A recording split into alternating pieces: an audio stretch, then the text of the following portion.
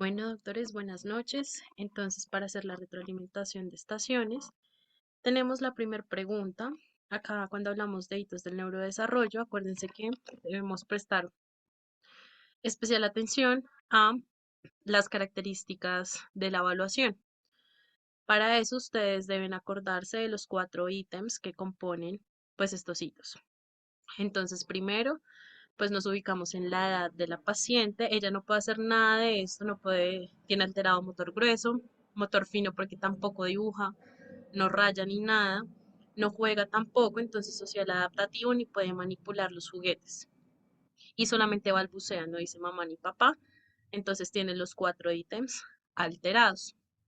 Esto lo vamos a evaluar, acuérdense de acuerdo a la edad, entonces deben aprenderse lo característico de cada una de las edades hasta los 5 años.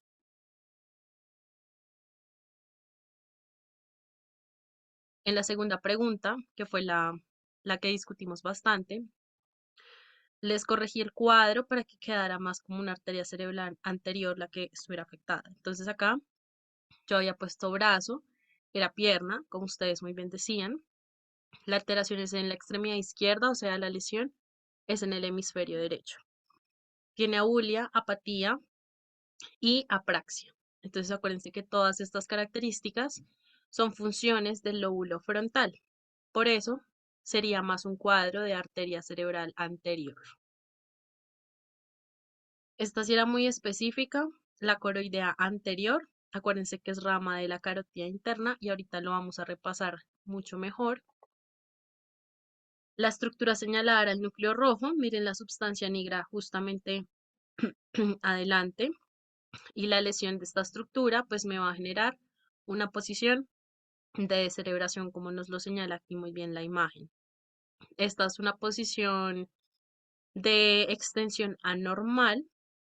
Este término lo podemos encontrar también, por ejemplo, en un Glasgow, cuando veamos ahorita trastornos de la conciencia, el último caso, vamos a profundizar en eso. Pero para que lo diferencien de la decorticación, que es una lesión sobre todo en la cápsula interna, y además es una posición de flexión anormal. Entonces acá les dejé la imagen para que recordaran cómo era la posición. El paciente con epilepsia, entonces acá, acuérdense que lo debemos clasificar con todas las características. Tenemos una de inicio generalizado, porque miren que están todas las extremidades. Y esta es una fase tónica, una hipertonía muy marcada.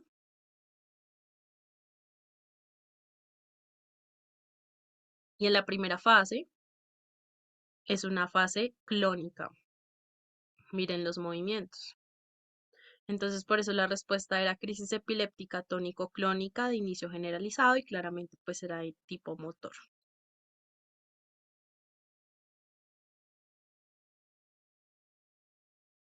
Esta sí, bueno, esta era de qué capa derivaba del neuroectodermo, pero si hablamos de estructura, tubo neural también está muy bien.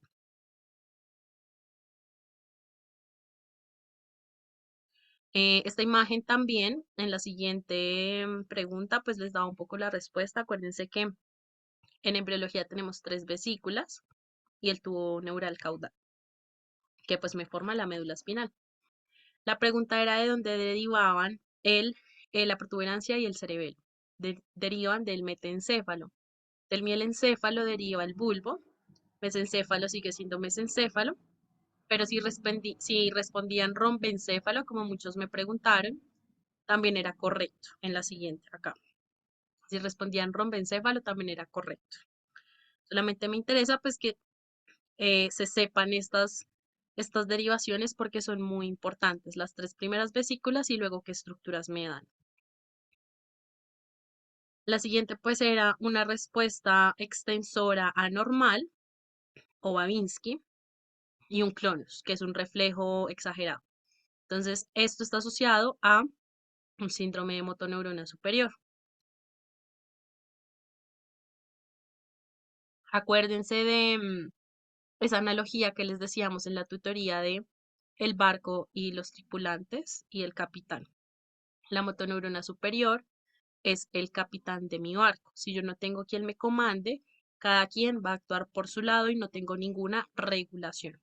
Por eso esta respuesta, este reflejo es así, es exagerada, es mantenida, porque no tengo una regulación desde la corteza. Y lo mismo, este reflejo patológico Babinski que aparece. Acuérdense que esto es normal en los recién nacidos, ya después debe desaparecer.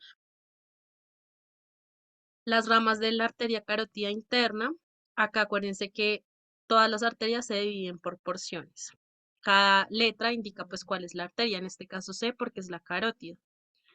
C4 porque es la cuarta porción, también es conocida como porción supraclinoidea porque ya está pues por encima de la clinoides y está intracerebral. Acá podemos ver entonces la arteria oftálmica, la perforante, la sustancia perforada, que es las chiquiticas de acá, la arteria oftálmica, miren, es esta verde, que acompaña al nervio. La comunicante posterior, tenemos la coroidea anterior, esta que se proyecta hacia acá. La arteria cerebral anterior, que acuérdense que siempre es la de menor calibre, la cerebral media. El trígono del vago, este de acá y justo encima el trígono del hipogloso. Esta es una vista posterior del tallo. Esta pregunta, acá pues tenía su cascarita o quizás no fui muy clara al hacer la redacción, pero acuérdense que el cuarto par va a surgir, o sea, yo lo veo surgir aparentemente del surco pontomesencefálico en una vista ventral, en una vista anterior, como les coloqué en esta imagen. Como ustedes decían, hacia posterior, claramente mírenlo acá, está señalado con el número 7 y sale en la fosa interpeduncular. Pero miren la imagen. Entonces, miren esos pequeños detalles que pues pueden ser cascaritas.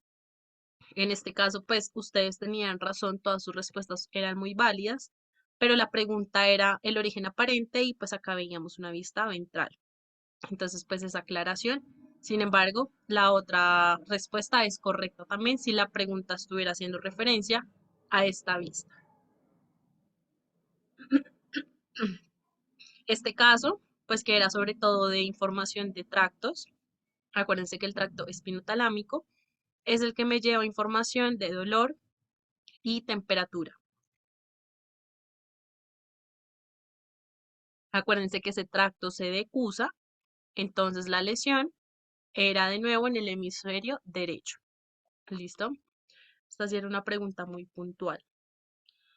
Este movimiento normal pues era coria, era muy sencillo. Acuérdense que la coria son movimientos exagerados, rítmicos, que hacen como una alusión como a un baile. Eso, pues, por ejemplo, así describían la corea de Huntington. Entonces, la corea también es generalizada, se mueven todas o sea, se mueve toda la extremidad, no solamente una articulación, sino es toda la extremidad.